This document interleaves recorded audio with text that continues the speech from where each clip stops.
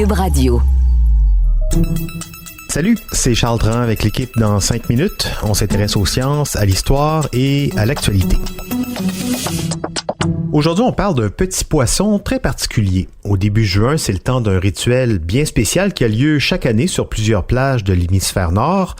Des petits poissons se font rejeter en masse par la mer en pleine nuit sur les plages de l'Islande, de la Norvège, mais aussi plus près de Terre-Neuve et de la Côte-Nord ici au Québec. Ce sont les capelans, de petits poissons qui mesurent entre 20 et 25 cm de long, qui font la joie des communautés locales, mais aussi d'autres animaux.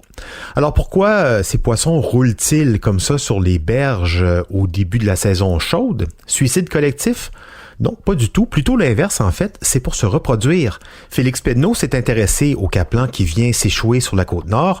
Et fait étonnant, c'est un poisson que nos ancêtres, les colons et les Amérindiens connaissaient bien. Ils l'utilisaient pour un tas de choses du quotidien, pas seulement pour se nourrir.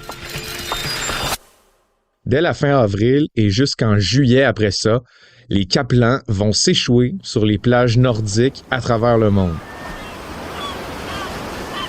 Le reste du temps, ce petit poisson-là se promène en bancs gigantesques dont on peut mesurer la taille en millions de tonnes. Quand la saison chaude approche et que, dans notre cas, les eaux du golfe du Saint-Laurent se réchauffent, bien là, les énormes bancs de capelans se séparent entre mâles et femelles. Et lorsque la nuit vient, les capelans mâles se lancent sur les plages au nord du 50e parallèle. Les femelles vont les rejoindre quelques heures plus tard, alors qu'elles sont gorgées d'œufs qui n'ont pas encore été fécondés. C'est là que les capelans mâles vont utiliser toute leur force pour se mettre à sautiller et à faire aller leur nageoire caudale pour tenter de presser comme des poires les femelles pour qu'elles évacuent leurs œufs. C'est ce phénomène-là, qui s'appelle la fraie, c'est le nom scientifique, qu'on nomme communément rouler sur la Côte-Nord. Donc, les nuits du début d'été, les capelans roulent sur les plages de sable ou de gravier pour féconder les œufs des femelles. Une fois les œufs fécondés, puis là ici on parle de 6 000 à 12 000 œufs par femelle, les capelans vont tenter de toute leur force restante de rouler avec la marée, qu'on leur souhaite assez haute, pour retourner dans le golfe du Saint-Laurent. Plusieurs capelans, des mâles surtout, qui ont déjà mis tant d'efforts à féconder les femelles, vont mourir dans le processus. Les oiseaux de mer vont aussi en happer plusieurs, et c'est aussi une tradition pour les nord-côtiers de venir les chercher sur la plage à la puisette pendant qu'ils bondissent dans tous les sens.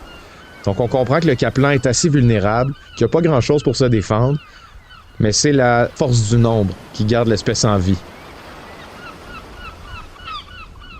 Les œufs de 6 000 à 12 000 par femelle qui sont restés sur la plage, une fois que les capelans sont retournés à la mer, ils sont censés s'enfouir dans le sable ou le gravier, dépendamment de la plage, et ils vont y reposer pendant un peu plus de 2 semaines.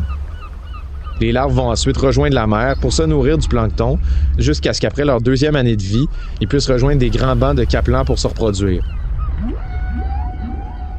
En fait, dans la nature, les capelans, on les connaît mal, mais c'est un peu la proie de tout le monde. Après les oiseaux de mer, il y a aussi les phoques, puis il y a certaines baleines qui vont chasser des bancs de capelans pour se nourrir. Mais il y a plusieurs autres espèces de poissons qui se nourrissent aussi du capelan. Par exemple, on peut tracer les migrations de la morue dans les océans juste en suivant le mouvement des bancs de capelans, qui sont leur proie principale. Et du côté des humains, c'est le temps qu'on se souvienne aussi de l'utilité du capelan. À part les Japonais qui adorent leurs œufs, avouons que c'est pas le genre de poisson qu'on est habitué de retrouver dans notre assiette. Pourtant, sa chair ressemble à celle du hareng, donc ça doit pas être si mal. Et même qu'autrefois, chez les pêcheurs de la Côte-Nord et de Terre-Neuve, le capelan était un genre de passe-partout en fait. On l'utilisait comme repas, comme appât pour la pêche à la morue ou la pêche au flétan. On l'utilisait même comme engrais pour la culture de pommes de terre. À ce qui paraît, c'est 2 à 4 fois plus efficace qu'un engrais normal. Puis c'était la nourriture fétiche qu'on donnait aussi aux chiens et aux animaux de compagnie. Et on l'utilisait aussi pour la production de farine de poisson. Donc c'était une ressource particulièrement utile. Le capelan, c'est une ressource qui est à la base de la chaîne alimentaire et on l'utilise aujourd'hui, par contre, à l'échelle industrielle. On l'utilise par exemple dans les fermes piscicoles comme nourriture pour des plus gros poissons, mais aussi pour la production d'huile de poisson. Donc vous comprenez ce que j'essaie de vous dire. Le capelin est très important et peut-être même à une échelle qu'on ne devine pas encore. C'est la proie de beaucoup d'animaux. On l'utilise, nous, à l'échelle industrielle. Le capelin est donc tellement important dans la nature qu'on se met à surveiller les lieux où il vient rouler sur les plages parce que ça pourrait donner des indices aux scientifiques sur l'impact de la montée des eaux et des océans sur la faune des océans. Si les marées sont trop hautes à certains endroits, ça pourrait venir affecter directement la reproduction du capelin et, vous l'aurez compris, moins il y a de capelin à manger, moins de très nombreuses espèces d'animaux marins vont trouver de quoi manger. Donc on n'a peut-être pas fini d'entendre parler du capelin parce que l'équilibre de cette espèce-là est peut-être décisif pour beaucoup d'autres espèces de nos océans.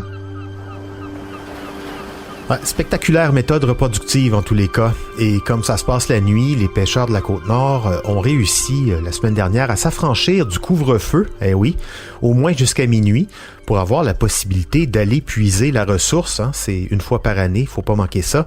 Un allègement donc du couvre-feu en réponse à l'initiative d'une citoyenne qui voulait pas voir les oiseaux marins s'accaparer tout le buffet.